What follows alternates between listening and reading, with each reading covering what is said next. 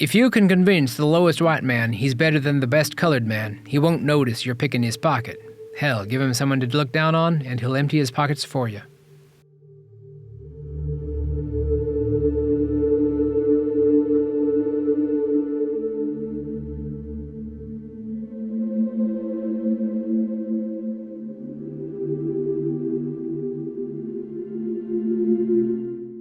That will not do. Yeah, most people would just swear. What? That will not do. I mean, you could just say crap or something more colorful. I rarely swear about real-life things. I'm certainly not going to swear about a video game. Oh, video games are where I do my best swearing. What's going on? Well, I was attacked. But I beat the attackers and annexed their planets. Now I've got all these undesirables to purge. What do you mean, purge? My empire is xenophobic. Are you playing bad guys? I rather think I am. Oh, you naughty girl. I didn't think you had it in you. I'm full of surprises. Xenophobic. So you're playing as space Republicans. Perhaps, except I can't kill my own people. Is that a reference to conservatives killing themselves with COVID rather than get vaccinated? Among other things. It's shocking what the Republican Party asks conservatives to sacrifice.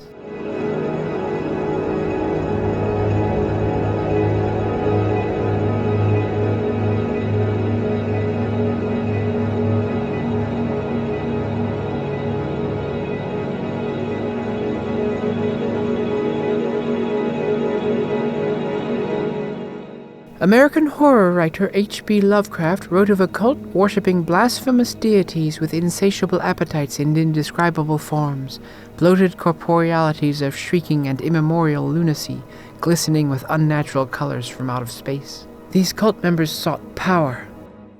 They sought to be free and wild and beyond good and evil, with laws and morals thrown aside, and all men shouting and killing and reveling in joy.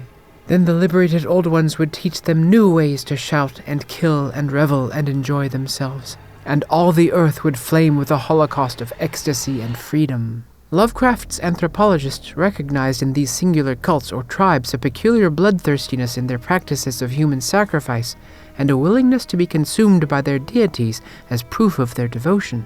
Let me be direct. I'm saying the modern Republican Party is a cult that practices human sacrifice. Human sacrifice? That's refreshingly direct coming from you. What do you mean? Well, you're super cautious with your words. It's really kind of annoying. You're about to do it again. I simply want to be clear about what I think and why I think it. I say human sacrifice because I've been looking at the ways in which the Republican Party has been killing its own voters. And poisoning them with horse paste. Remember I mentioned that politicians who can convince people that abortion is murder can get away with murder? That was no exaggeration. Conservative politicians are killing their constituents, quite deliberately. And they know it, the politicians. As do a lot of their constituents. It's less murder and more of a murder-suicide pact. Conservative voters are enthusiastic collaborators in their own suffering and obliteration. I call it trickle-down necronomics. Oh, very clever. Republicans are dedicated to maintaining a social hierarchy where the rich remain at top, and more broadly, white men, because the bulk of the world's wealth is held by white men. They're willing to kill themselves to keep it that way? GOP voters are defending a notion of status or privilege that appears to be under attack. It is under attack. Well, yes. Liberals and the left want to flatten those hierarchies. Workers owning their own businesses, etc. There are better, non-hierarchical ways of working and living which are also less lethal. I'm still not sure that they know they're killing themselves. The GOP is engaging in 4 types of human sacrifice. Pro-COVID policy, of course, but also policies relating to guns, healthcare, and tax cuts. One only need look at a few examples to see that conservatives are choosing to sacrifice themselves. The coronavirus vaccines that were developed during the Trump administration, and for which Trump has taken credit, have been rejected by Republican leadership. This rejection was first established as party orthodoxy by conservative media outlets such as Fox News. Republican elected officials soon fell in line. Republican politicians recognized an opportunity to continue the pandemic and blamed the Biden administration for it. Audiences at the Conservative Political Action Conference in June 2021 cheered America's failure to meet national vaccination goals. Why would they cheer America's failure? Well, more than a decade ago, Republicans recognized that the voters reward the side that holds the presidency in good times and punishes the side that holds it in bad times. In the wake of the Great Recession, the GOP obstructed Obama administration efforts to deliver a popular recovery package. They demanded concessions, and even after getting much of what they wanted, still refused to support it. As the economy struggles through a prolonged pandemic, this is happening again. Republicans are betting that if the American economy fails, voters will blame Biden and vote Republican. Continuing the pandemic is the best way they can damage America's economy. Oh, and the media cannot expose Republicans as bad actors in this because, although it is accurate to do so, it is not balanced. Political reporters would rather die than give the both sides are bad narrative that drives their reporting. To them, balance is more important than accuracy. Anyway, Republican sabotage has a price: the lives of the unvaccinated, specifically unvaccinated Republicans. A Kaiser Family Foundation poll showed that while 1 in 20 Democrats said they would never accept a coronavirus vaccine, nearly 3 in 10 Republicans reject the vaccine. Across the United States, the counties which most heavily supported Trump have been hardest hit by the pandemic in 2021. This means tens of thousands of Republican voters have gone to their graves in order to give Republican politicians an electoral advantage. Hundreds of thousands are continuing to spread the disease even now. I call them Spreadnecks. That's not very nice. Rednecks, good old boys, are good people once you get to know them. You can't be good people and vote for Trump. True. And when I lived in the country, I was just a little girl. I didn't pay attention to people's politics. You don't seem like a country girl. Oh, I'm not now. But up until 3rd grade, I was a small town girl, and I knew my share of rednecks. This was long before Trump. Yes. And you were what, 8? Not a threat to them. Oh, I see what you mean. I wasn't old enough to vote. The rednecks and the good old boys of your memories no longer exist. You're smart enough to know that. As an isolated event, encouraging one's followers to reject vaccination and put their lives at risk with quack remedies would be shocking. But the Republican Party demanding the lives of its own supporters is by now well established. Too many conservatives have gasped out their last breaths on ventilators or made emergency calls to poison control centers thanks to overdoses of veterinary ivermectin. You might think it would be more merciful if Republican leaders just expected their followers to shoot themselves. Unfortunately, they do that too. In the 90s, Missouri, the show-me state, had some of the nation's strictest gun laws. Now, after over 20 years of effort on the part of Republicans, those laws are gone. Gun deaths have gone up, especially gun deaths among whites. For decades now, gun manufacturers have advertised heavily, while the National Rifle Association has issued propaganda agitating for looser gun laws that would encourage the sale of more guns. Advertising? Propaganda? Two of the same thing. It's hard to know if the NRA is the political arm of the gun manufacturers, or gun manufacturers are the commercial arm of the NRA. This advertising, propaganda, whatever, equated guns with freedom, liberty, patriotism, masculinity. Guns, of course, mean none of these things. More guns means less freedom. How free are you if any interaction with another human being might result in someone getting shot? More guns means less liberty. Criminals now have easy access to guns, and the police are more heavily armed than ever. But are the communities they patrol protected or intimidated? More guns means less patriotism. The NRA often employs extreme rhetoric against the American government, and a majority of the politicians it sponsors hail from the old Confederacy, a grouping of states well known for its rejection of American values such as democracy and equality. And more guns, unfortunately, means fewer men. Fewer men with guns would be a relief. I've seen those liberal hunting permit bumper stickers. Those exist because of our economic system, late-stage capitalism, the new Gilded Age. Call it what you want, it still amounts to wealthy elites screwing over working people. Our economic system increasingly denies people a say in their own lives. How does late-stage capitalism lead to conservatives wanting to murder liberals? Liberal focus on civil rights and their neglect of economic rights means that conservative voters, especially straight white Christian men, see themselves losing ground at the same time that non-straight, non-whites, non-Christians, and non-men are moving towards social equality. Oh, boo-hoo. As a result, they see their loss of status, the loss of control over their own lives, not as the fault of their bosses and the politicians they sponsor, but of long disfavored groups and the liberal politicians who are those groups' benefactors. And of course, conservative politicians encourage this, saying women and the blacks and the poor and the gays have had it too good in this country for too long. So they want to buy guns and shoot all the people who are doing better than they think they should? Some people buy guns in order to feel like they have control over something in their lives. They think it will improve things for them. Perhaps when those people continued to feel powerless, they turned the guns on themselves. Is that what you meant by more guns mean fewer men? Oh no.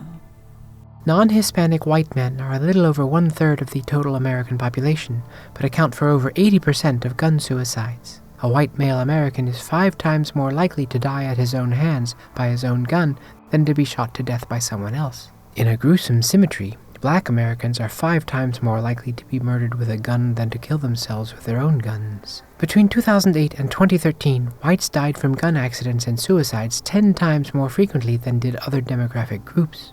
This is the result of gun proliferation caused by politicians abolishing old gun laws in order to allow arms manufacturers to sell more guns to white men. In 2012, Bushmaster launched an advertising campaign for its XM15 rifle. The XM15 is a variant of the popular AR-15 style of rifle, which itself is a civilian version of the M16 rifle used by the American military. Bushmaster's campaign unabashedly equated masculinity with deadly force. It included an online quiz with questions like, is tofu an acceptable meat substitute? Have you ever watched figure skating on purpose? And what do you do when a car loaded with a rival team's fans cut you off? Providing the correct answers would reward participants with a man card, which stated that the holder was entitled to the rights and privileges of being a man. Shortly after the campaign began, a white man used an XM15 rifle at Sandy Hook Elementary School. The rifle was extremely effective and enabled the shooter to kill 20 children in less than 5 minutes. The parents should have sued Bushmaster back to the Stone Age. By federal law, gun manufacturers cannot be sued over such matters. Why does that not surprise me? It is odd. When a consumer product results in a wrongful death, we blame the company. Auto manufacturers are liable for unsafe vehicles, food producers are liable for contaminated food, workplaces are liable for unsafe working conditions, pharmaceutical companies are liable for unsafe drugs. So why are guns different? Something to do with the man card? As a matter of fact, yes. Guns are consumer products that have been marketed to appeal to white men as something that will restore their masculinity. There are sections of this country where white masculinity is in crisis. When is it not? Hush. In those places where men have been hierarchical heads of households for generations, guns became part of the overall culture because the ads portray them as defending white masculinity. The advertising results in people who see themselves as privileged by, defended by, defined by their guns. And killed by them. Yes, in large numbers. Ironically, the armed defense of white male authority puts the lives of white men at risk. The people who lose family when these men kill themselves, do they change their minds about guns? You mean, do they start to favor gun control? Yeah. They do not. There's instead this fear of government action against their guns. If they find out our guns are killing us, they might take away our guns. Pretty much. Anyway, that's what happened when Missouri went from being the show-me state to the shoot-me state. You're right. That is human sacrifice. Republican politicians and thought leaders repeatedly ask working-class whites to put their bodies on the line in order to defend conservative ideologies. Consider the tragedy of Tennessee. In 1994, Tennessee began an innovative healthcare reform initiative called TennCare. An alternative to Medicaid, the program was very popular and enjoyed bipartisan support. Over 1 million people enrolled. Almost half of them had been unable to get health insurance due to pre-existing health conditions. Costs soon outstripped revenues. In 2001, an effort to implement a state income tax ended in a riot at the state capitol when a local conservative talk radio host organized anti-tax demonstrations. In 2008, conservative Republicans won control of the Tennessee legislature, and in 2011, a conservative Republican was sworn in as governor. What followed were cuts in taxes and services. As budget cuts shrank TennCare, hundreds of thousands of people lost access to health care. When the Patient Protection and Affordable Care Act, Obamacare, was signed into law, a GOP effort to strike the law down in the Supreme Court produced instead a bizarre decision allowing states to opt out of Medicaid expansion. Despite the budgetary boost offered by the ACA, Tennessee was one of those states which opted out. Politicians who established their conservative bona fides by standing against the ACA were rewarded with popular support, especially from white working-class voters who were most hurt by a lack of access to health care. The reason cited the most by these voters? Cost. In his book, Dying of Whiteness, Jonathan Metzl includes samples of interviews made by him and his team. White working-class men, already struggling to meet their own medical needs, were concerned that gaining access to life-saving healthcare would cost Tennessee too much. Digging deeper, he found that concerns about cost were based in concerns about who would use that health care. The specter of welfare queens and lazy immigrants influenced the thinking of white voters. The question of whose taxes pay for whose care, whose labor supports whom, led whites to support politicians who would deny them access to health care. As long as access to health care is rationed with money, it automatically excludes large numbers of non-whites who are disproportionately living in poverty. Tennessee whites rejected Obamacare because they did not want to be placed into the same networks with immigrant and minority populations. Oh my God! Is racism the reason we don't have universal health care like other developed countries? Whenever you ask why America is different from the rest of the world on one particular issue or another, racism is usually the answer if you dig deeply enough. So we pay more for health care than anyone else in the world because racism. Depressing, but true. And you don't have to look to the rest of the world to see this in action. Kentucky, right next door to Tennessee, with similar demographics, similar politics, and a similar history. Wait.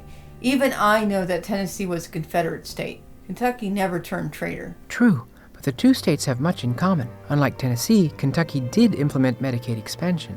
Today, healthcare costs are higher in Tennessee, and healthcare outcomes are worse. Whites in Tennessee are poorer and less healthy than those in Kentucky. But I guess they're happy they don't live in the socialist hellhole that is Kentucky. Conservatives call any pooling of resources socialism, but the reason conservatives promote individualism over sharing is that they don't want to share the pool with people not like them. I can understand rich people not wanting to pay taxes. That's just plain old selfishness. Right, and a lot of conservative philosophy consists of finding justifications for that selfishness. Conservative politicians will tell poor American whites that we are the guardians of our own health. Socialism and communism undermine us, cost us, and ultimately link us to them. Them? Any disfavored group. Blacks, immigrants, women, the gays, and of course it's the wealthy sponsors of conservative politicians who benefit. I just hate that it works. That they can win elections by hurting their voters. Well, over the last 40 years, as capitalism has become more rapacious, the white working class, especially men, have found themselves losing status. The only thing that kept them from hitting bottom is the massive black bodies that slavery and Jim Crow have pressed there. People on the left often express confusion about why working class whites vote against their self-interest by voting for Republicans who will deny them the better things in life. The fact is, these voters aren't voting against their self-interest, because their self-interest lies in the social status and privilege of being white. It's been about a century since sociologist W.E.B. Du Bois wrote of whiteness paying a public and psychological wage more valuable than actual wages.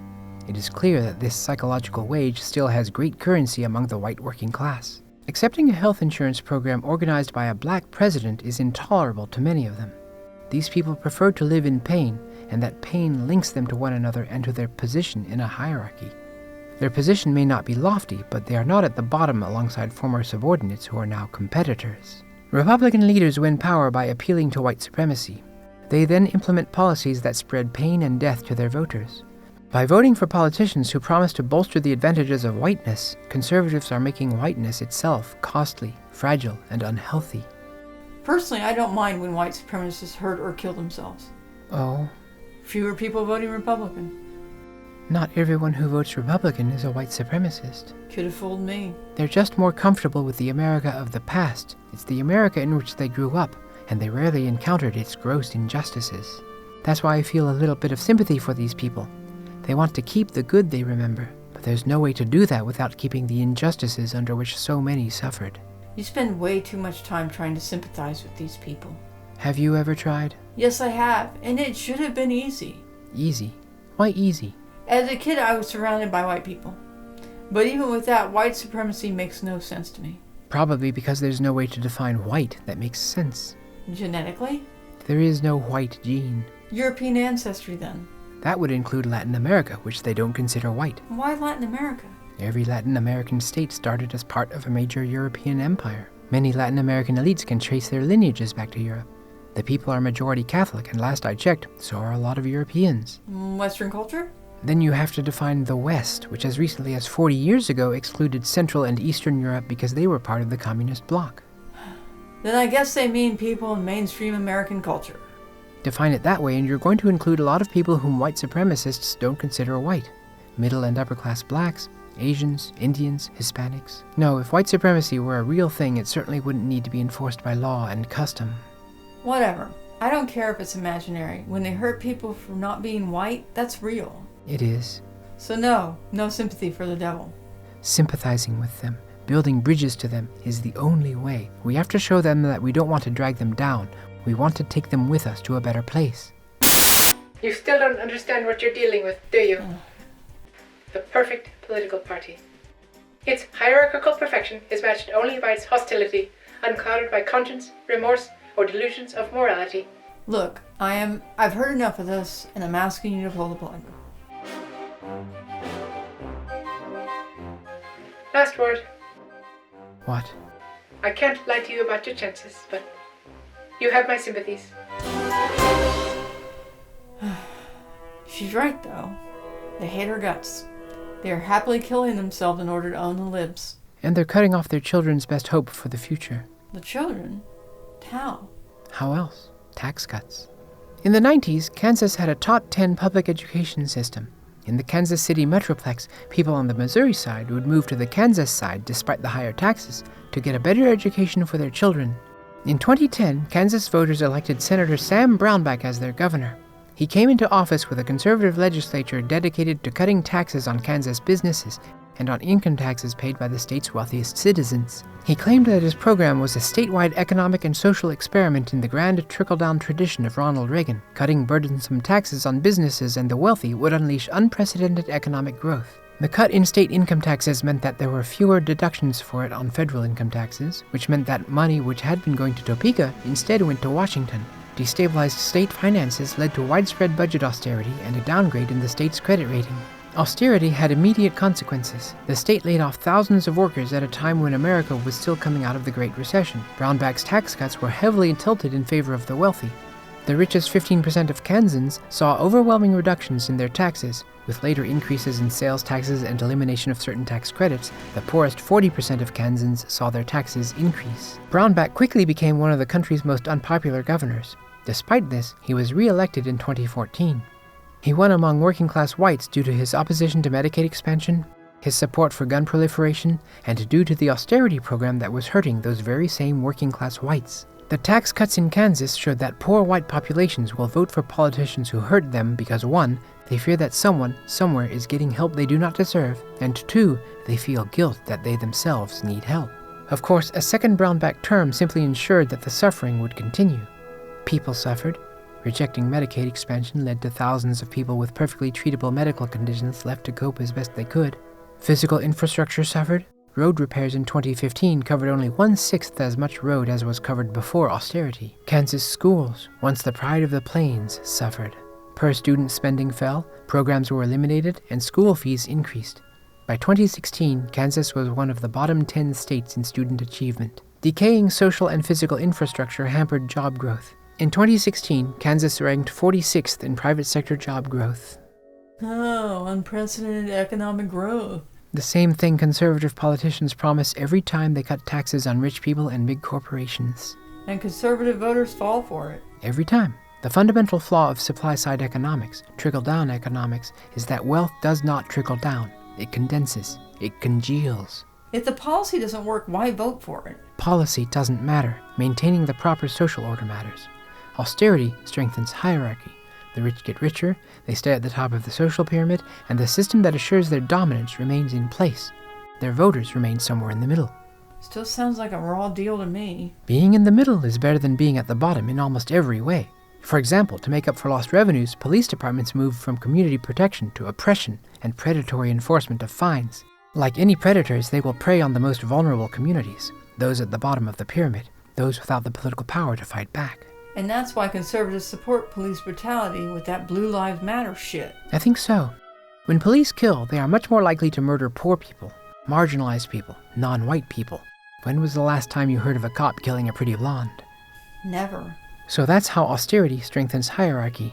Conservative voters will support it because they at least know their place in the universe. They will be happy as long as they're not at the bottom. That's bullshit. They sabotaged a good thing they had for bullshit. Pretty much. I'm depressed again. Do you have any solace to give, O Oracle? A little. The continuation of austerity in Brownback's second term turned out to be too much for the people of Kansas. In June 2017, the Republican-dominated state legislature revolted against Brownback and repealed his tax cuts in an effort to stabilize the state's finances. Brownback vetoed the restored taxes, but the legislature overrode his veto. The financial situation in Kansas is much improved. Brownback left Kansas to work for Donald Trump. In 2018, Kansas voters put Laura Kelly, a Democrat, in the governor's mansion. So far, Kelly has resisted further Republican efforts to cut state taxes and has guided the state into Medicaid expansion. This will improve the health of white working-class people who vote Republican.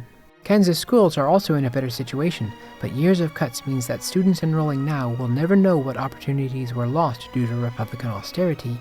The experience of Kansas shows that the only way to counter funding cuts is to let people know what they will lose.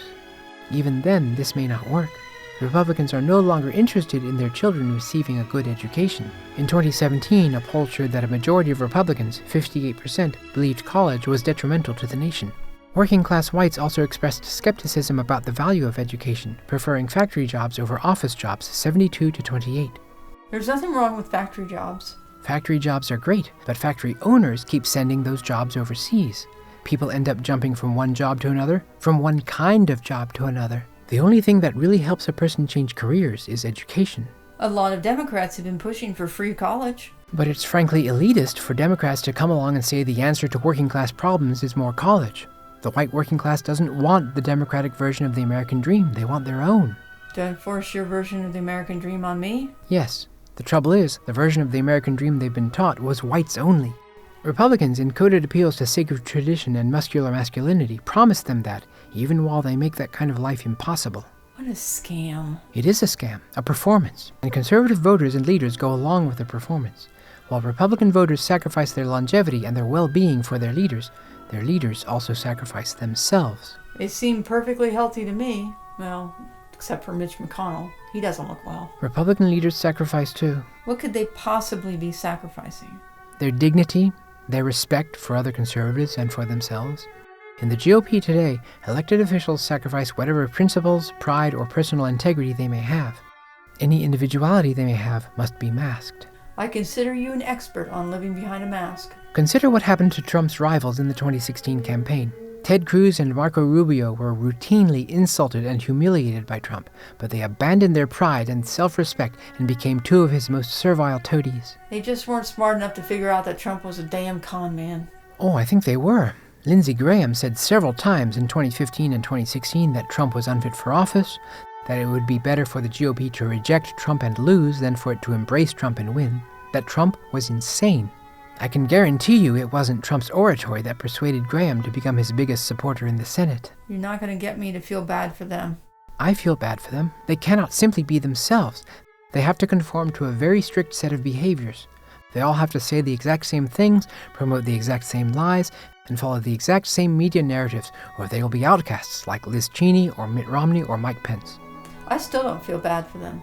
You say they can't be themselves, neither can their voters. I'm sure there are conservatives out there who want the COVID vaccine, who want responsible gun laws, even some who are gay or trans or different in some way. But if they speak up, if they stand out in any way, they'll be outcast too. That's my point. It doesn't matter if you're a conservative leader or follower. If you're a conservative at all, you are sacrificing everything about yourself. You can't do what you want, you can't be what you want, you have to fit in. You have to be a white supremacist? No. In theory, no. In practice, issues like gun rights, healthcare access, and public schools all have racially charged histories. As long as conservatives are attacking critical race theory, denouncing social justice, and supporting police murders of black Americans, then conservatives are supporting white supremacy, even if they are not themselves white supremacists. So what's in it for them? What makes the sacrifice worth it? Yeah. For the leaders, power. For the followers, status. Only this and nothing more. It's not uncommon for politicians to have, shall we say, flexible principles. It was easy for Marco Rubio and Ted Cruz and Lindsey Graham to vocally oppose Trump when it looked like he would drag the GOP down to defeat. But once Trump demonstrated his power over the Republican electorate, they either had to bend the knee or end their careers. Politicians are also class-conscious.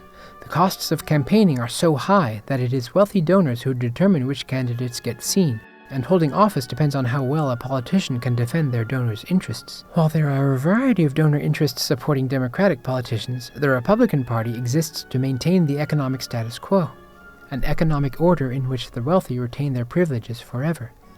Because there aren't enough wealthy people to win elections, they have joined forces with those who wish to maintain the social status quo, a social order in which whites retain their privileges forever. When your skin is all you have left, its color becomes very important. Perhaps that's why it's so easy to appeal to racial resentment in working-class whites. Republicans have convinced them to give up their safety, their health, their futures, and the futures of their children, offering them instead the prestige and privilege of whiteness, defended through white supremacy. But white supremacy is an illusion. It's a distraction because there is no such thing as whiteness.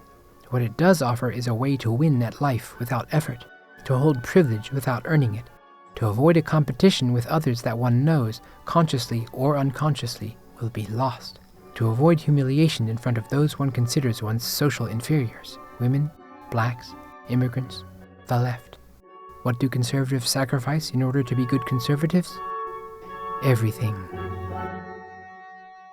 So you say stuff like force busing, states' rights and all that stuff. And you're getting so abstract now, you're talking about cutting taxes and all of these things you're talking about are totally economic things, and the byproduct of them is blacks get hurt worse than whites.